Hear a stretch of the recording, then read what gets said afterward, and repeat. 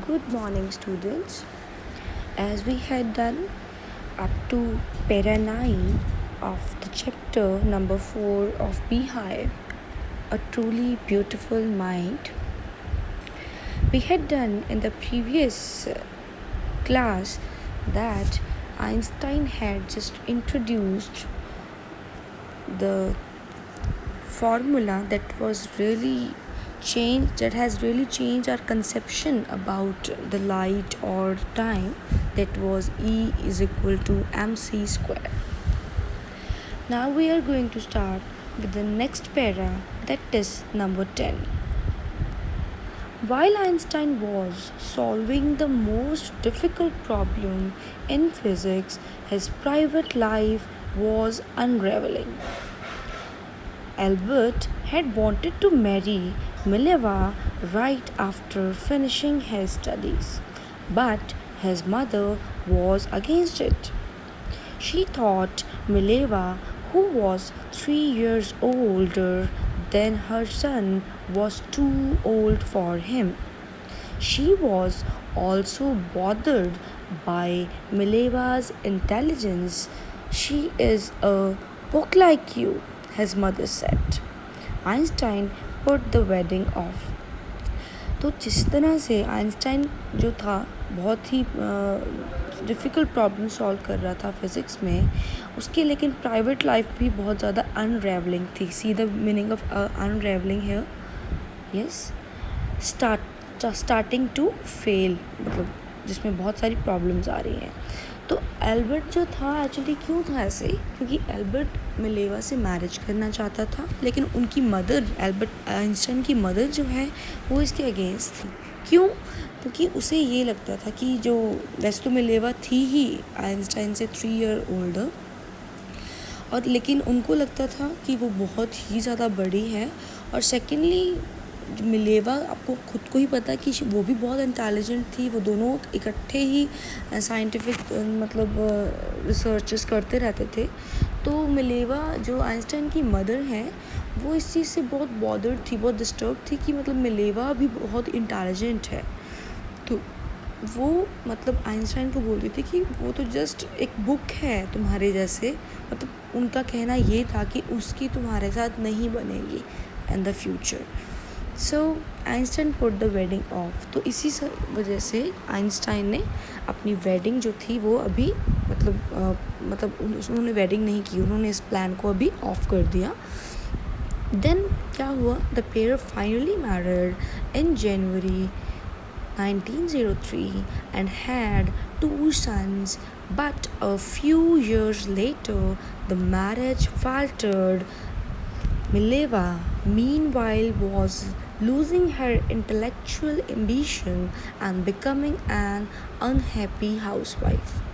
After years of constant fighting, the couple finally divorced. In 1919, Einstein married his cousin Elsa the same year. तो तभी कहते क्या हुआ, 1903 में फाइनली कपल की मैरिज हुई.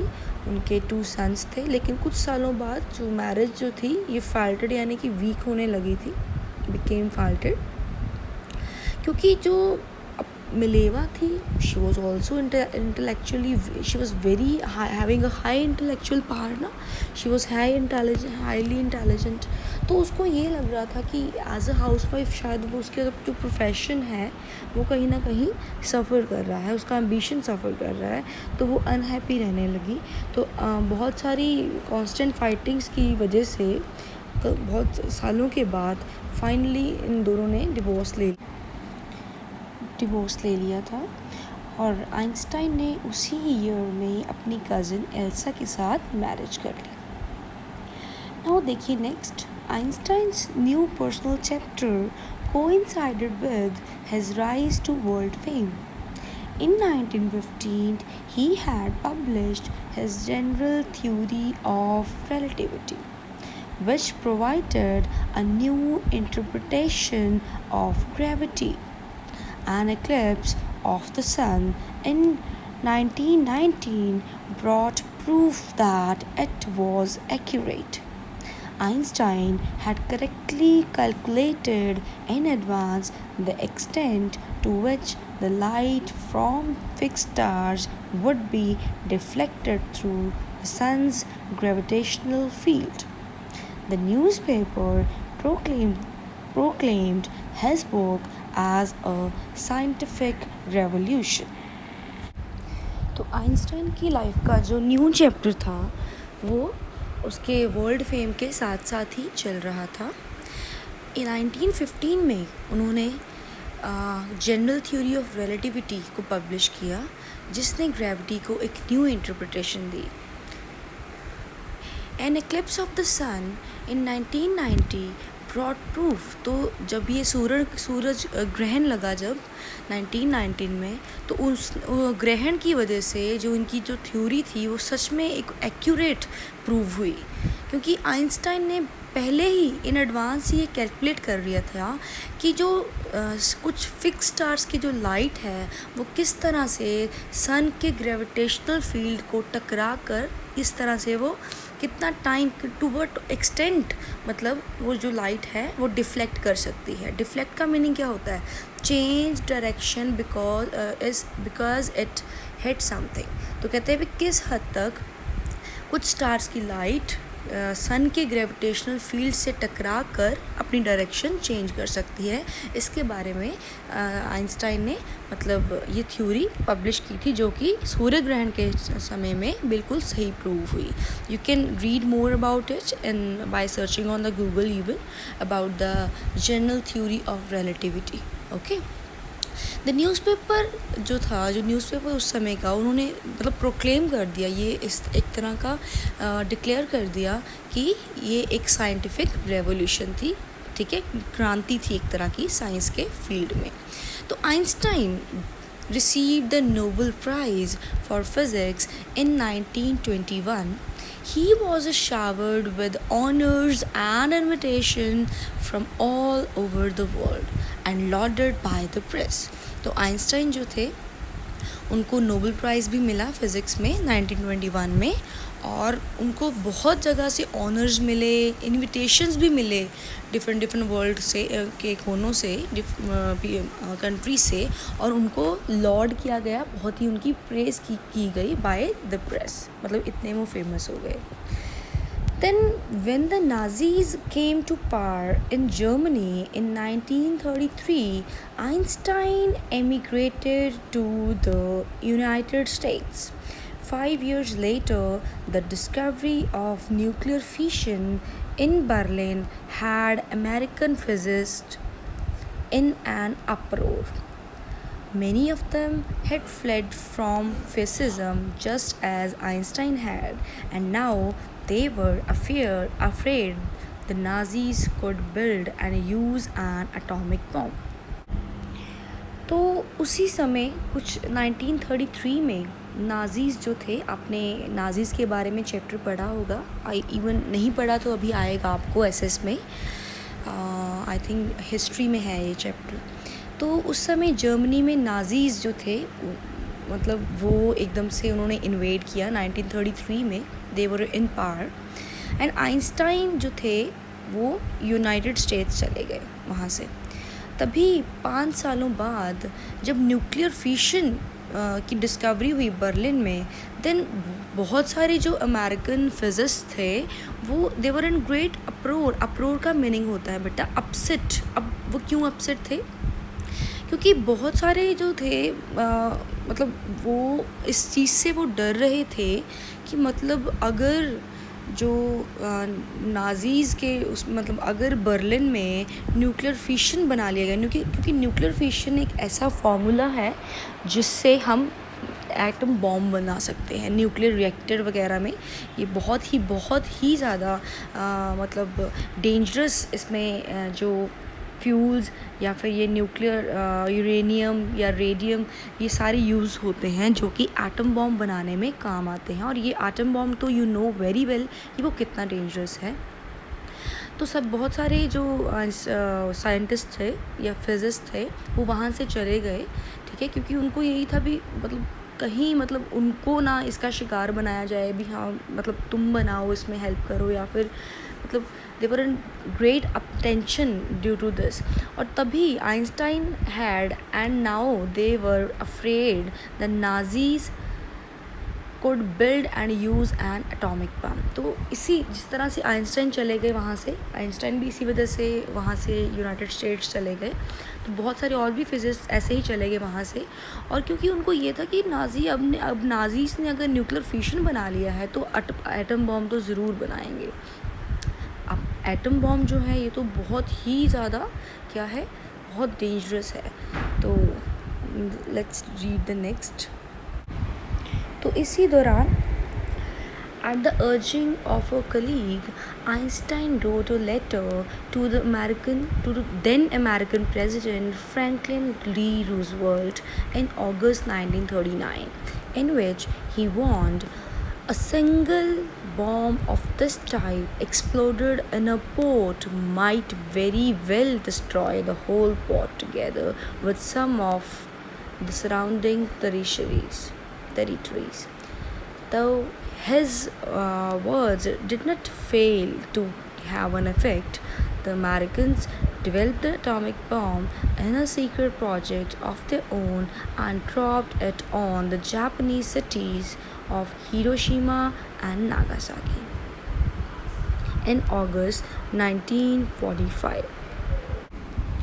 तो आइंस्टाइन ने अपने एक कलीग की अर्जिंग पे, रिक्वेस्ट पे, उन्होंने उस समय के अमेरिकन प्रेसिडेंट को, फ्रैंकलिन डी रूजवेल्ट को लेटर लिखा है अगस्त 1939 में, जिसमें उन्होंने बिल्कुल वॉर्न किया उनको कि अगर इस तरह का एक सिंगल बॉम्ब किसी एक पोर्ट का क्या होती है, बंदरगाह बोलते हैं ना, जहाँ पे शिप्स जो है वो कंसाइनमेंट देती हैं, जहाँ से हम थ्रू वाटर हम किसी कंट्रीज़ के साथ डील करते हैं.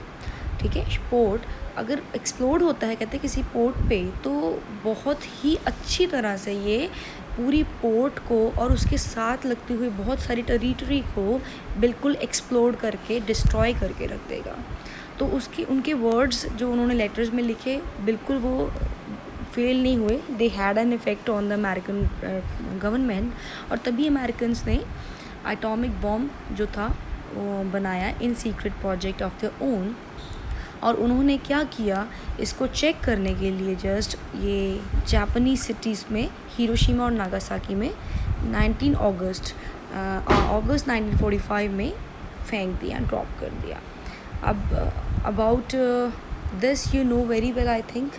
ये हिरोशिमा नागासाकी एक ऐसे दो सिटीज़ थी जापान में जो 1945 में वहाँ पे बॉम्ब जो फेंका गया, इतनी ज़्यादा डिस्ट्रक्शन हुई उस बॉम्ब की वजह से कि इवन टुडे, अभी वो 1945 की बात थी, तो आज इतने सालों बाद भी वहाँ पर मतलब जिनकी डेथ हुई वो तो डेथ हो ही गई, लेकिन बहुत दूर दूर तक भी लोग मतलब उस चीज़ से, उस बॉम्ब की रेस से अफेक्ट हुए. कि आज भी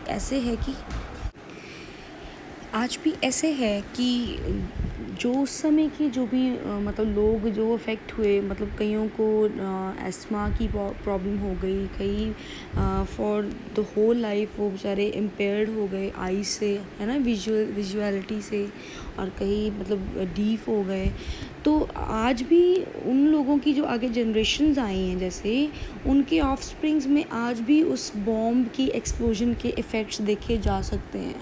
मतलब वो देखो, आप ये देखो कि वो रेडियो एक्टिव रेज जो थी वो कितनी ज़्यादा डेंजरस थी, भी उनका इफेक्ट आज भी देखा जा सकता है वहाँ पे उन सिटीज़ में.